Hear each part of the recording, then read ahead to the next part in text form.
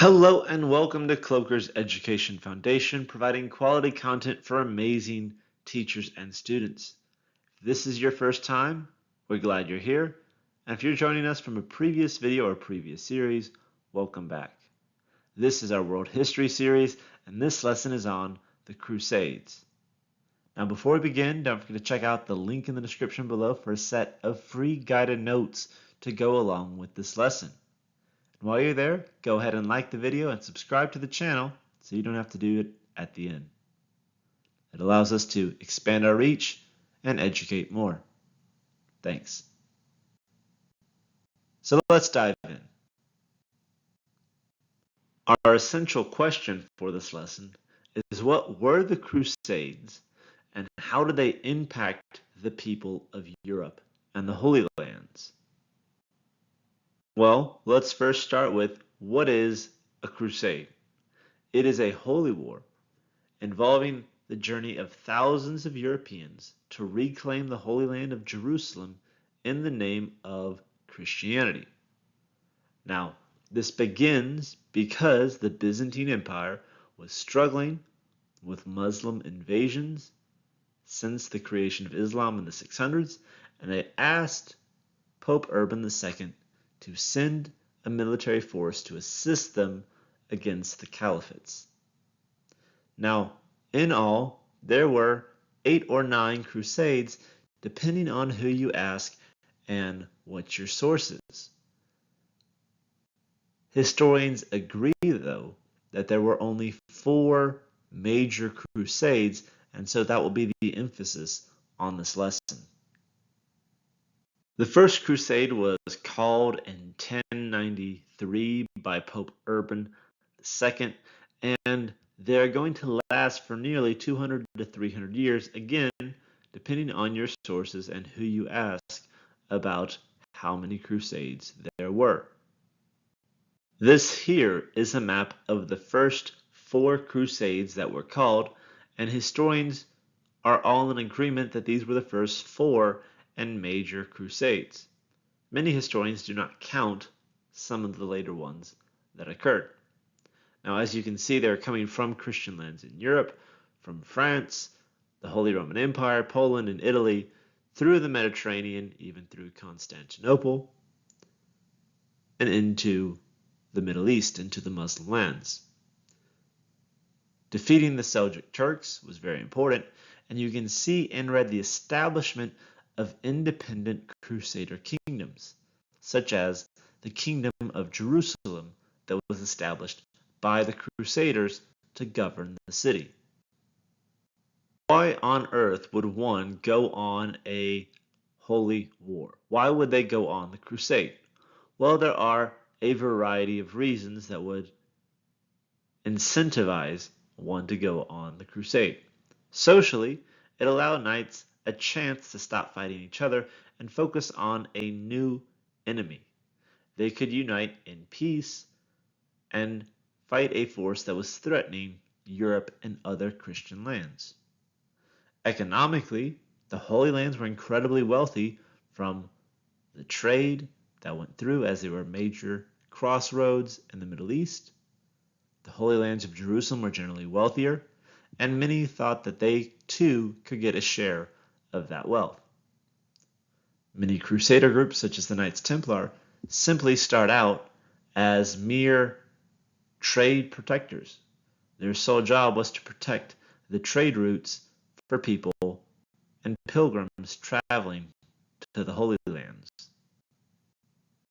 To continue our list of reasons economically, Europe was built on a system of primogeniture, meaning the firstborn son.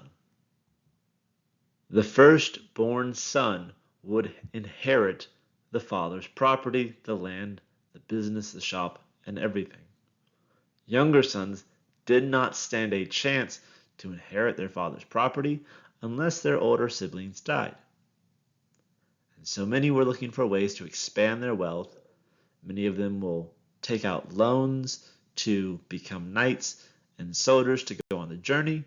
Many will act as traders or in support roles. And merchants, of course, will be happy to finance the journey and happy to provide transportation at a cost. Politically, it allowed the Pope to gain territory instead of the Byzantine rival. It gave them a chance to spread the Roman Catholic Church instead of expanding the Eastern Orthodox Church. And spiritually, Pope Urban declared at the Council of Clermont that to fight and die in the crusade would absolve many, or could absolve one, from their sins and thus give them a ticket into heaven. In simple terms, of course.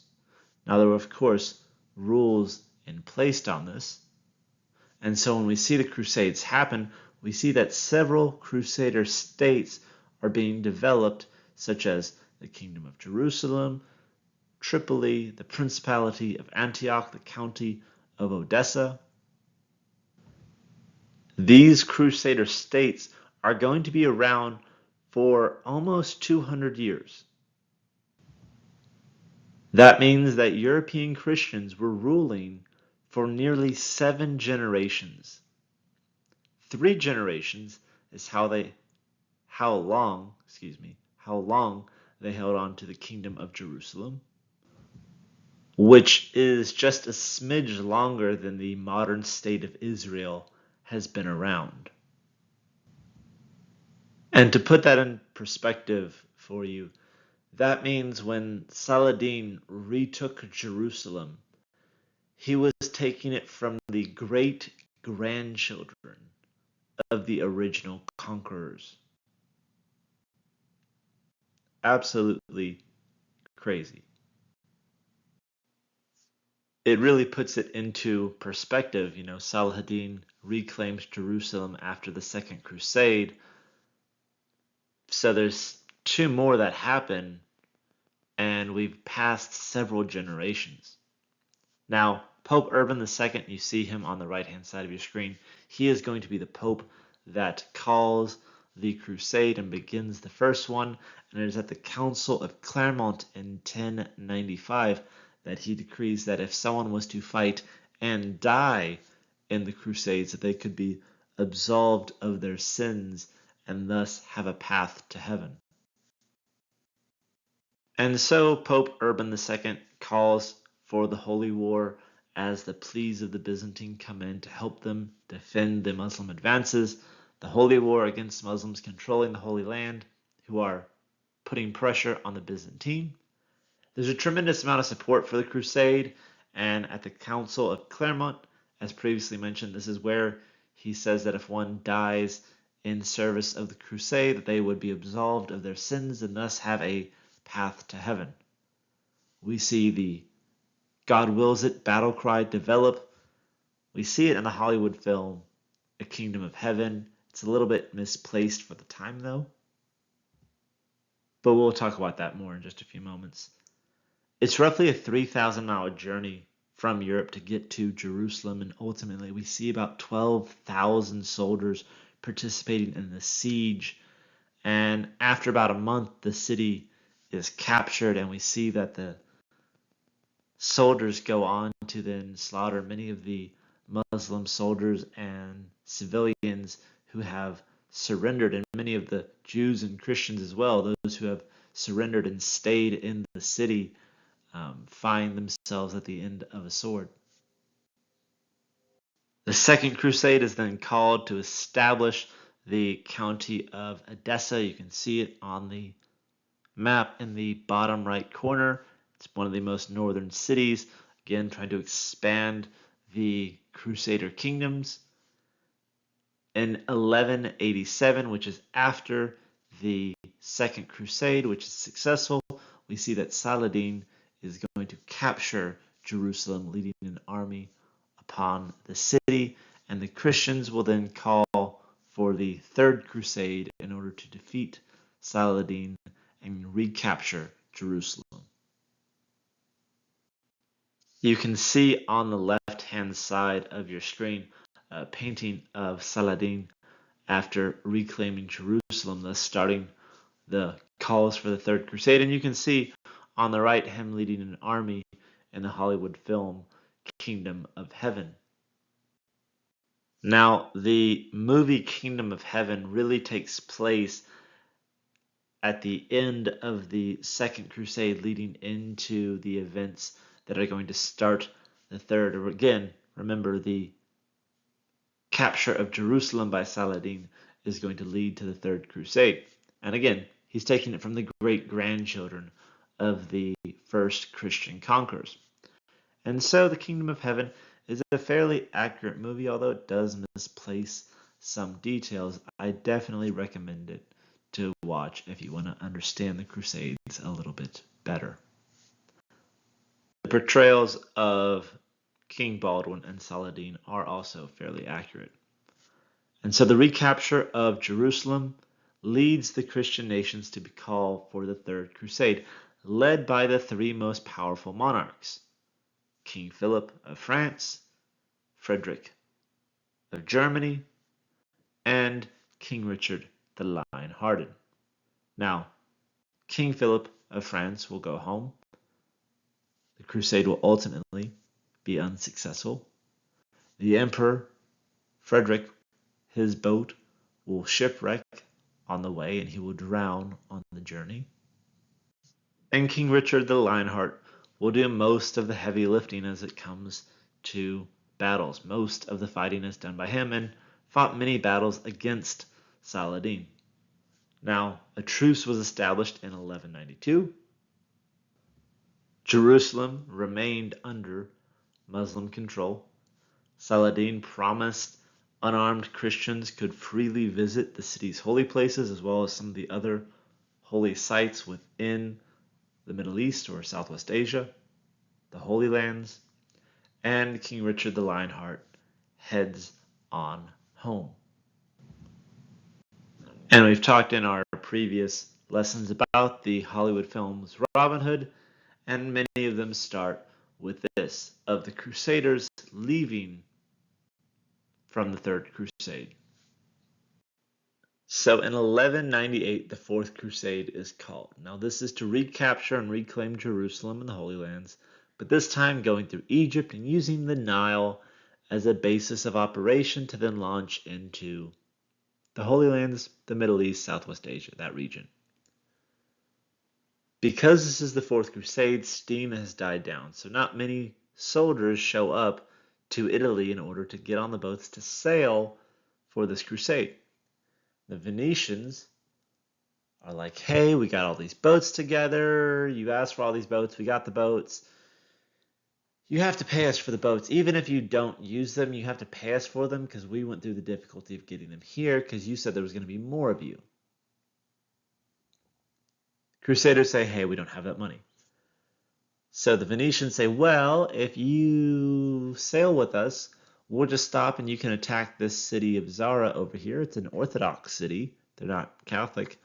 And we'll just take some of the money from that. And you can just we'll pay as you go. And so the Crusaders agree. They attack the city of Zara. This, of course, outrages the Pope. He excommunicates the entire crusade and calls it off officially because it was against the law and against doctrine to attack another Christian nation. But they did it anyway. And the Crusaders are then say, hey, we got this money. We're going some more. Venetians are like, well, we have increased costs because of the delay. The Byzantine prince says, hey, my uncle is on the throne. I am supposed to be on the throne. I have rightful claim to it. If you help me take Constantinople, and put myself back on the throne, then I will give you money and you can pay the rest of the crusade and you can go. You won't have any more issues. So the Crusaders are like, oh my God, this is a great deal. We just have to attack one more city. So they besiege Constantinople. They take the city. They put him on the throne. He can't pay them. There's no money left in the treasury. The uncle spent it all. And so the Crusaders then sack the city. They establish a Crusader kingdom, despite the fact they were excommunicated. And about this time, the Pope is trying to figure out what's going on. Some are arguing whether he brought some back into the church. But they start establishing these Crusader kingdoms in Constantinople, the Latin kingdom of Constantinople, and basically begin operating it like it's the Crusader states. They never make it to Egypt, they never make it to Jerusalem. The Byzantine will eventually reconquer the city in the 1200s, but they never recover from this destruction from the Fourth Crusade. It's one of the cracking points, one of the straws that will break the camel's back and lead to their ultimate downfall. Now, later on, there's some more crusades that are called. One of them is the Children's Crusade, where thousands of children, and by children, that's a loose term, many of them are children and teenagers for the most part. Most of them are unarmed. There's two movements, one in Germany, one in France. They make it to the Mediterranean. The French make it to Marseille. The Germans make it all the way to Italy. And none of them have the money to pay for the voyage. Many of them have died on the trip, starvation, disease, exhaustion. And so they turn around and go home. However, some urban legend says that the Venetians and the Sicilians took them on and then sailed to North Africa and sold them into slavery. There is no historical evidence to support that, but thousands of children did die in the march from Germany to Italy and in France. What were the effects of all of these wars? Well, it's an example of church power. The power that the church had during the medieval era. Trade is going to expand, specifically to fund the wars in the Crusader states between Europe and Southwest Asia. Thousands of people are going to lose their lives within the war. Thousands that survive are going to bring back the cultures of Southwest Asia, of North Africa, of South Asia and East Asia that have been diffused. They're going to bring that back to Europe. We see a persecution of Jews, not just by the Crusaders, but also by the Islamic Muslim states that reconquer the cities. Thousands are slaughtered because they are infidels. They are neither Christian nor are they Muslim. And they're not the ones in charge. And so they end up on the chopping block. With the Third Crusade ultimately failing to reclaim Jerusalem, and the Fourth Crusade being an absolute failure, it weakens the power of the Pope. Definitely lost stature. It was a huge divide, especially after the Fourth Crusade, a huge divide between the Christian Church and the Orthodox Church. The Crusades weakened the feudal system because so many people were killed and so many people died.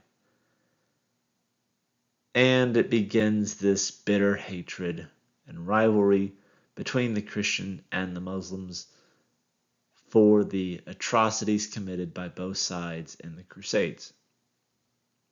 Now again, this lesson just focused on the Crusades, the Christian sides. However, the Muslim reconquest and the jihads also had many atrocities as well. And so the big result, right? Why is all of this important? Well, it is the beginning of the rivalry of Christianity and Islam, especially over the atrocities committed.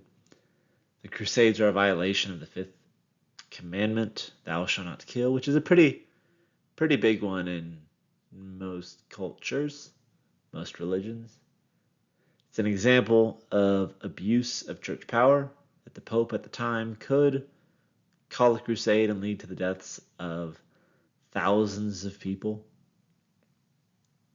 Motives might not have been great for all of those involved, though it is in response to over 400 years of Islamic expansion over Christian areas through Christian Egypt and North Africa, throughout Christian Syria, Palestine, Christian Israel. And none of the Islamic expansion was by any means peaceful. It doesn't justify the Crusades, but it puts it in perspective. And so if you want to answer our essential question for the lesson, what were the Crusades, and how did it impact the people of Europe and the Holy Lands?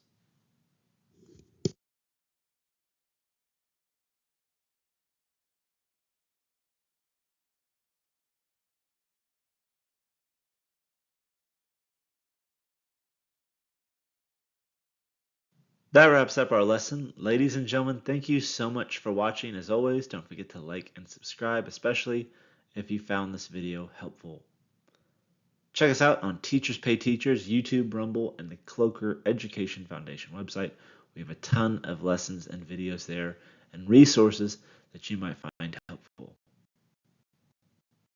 To see what's new and what's next in our series, go ahead and click here.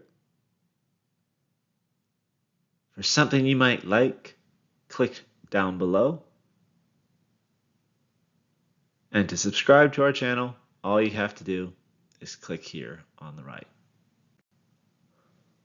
All of this and more is just a click away. I'll see you there. Thanks for watching.